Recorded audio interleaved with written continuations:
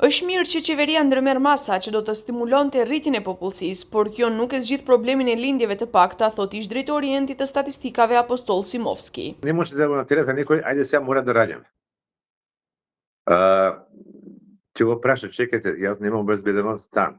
Немам сигурна работа. Problemi ky që uljes së numrit të popullsisë sipas Simovskit është emigrimi i të rinjve që sipas tij nuk ndodh vetëm për arsye ekonomike. Напротив, многу други фактори.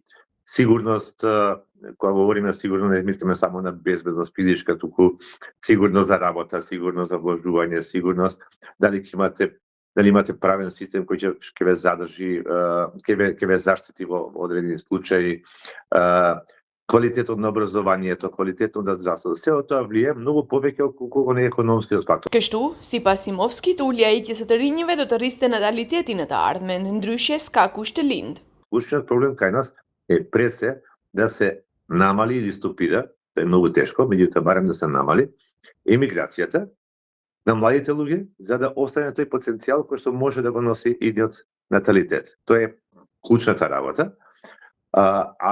За тоа одредени краткорочни стимулативни мерки не помагаат.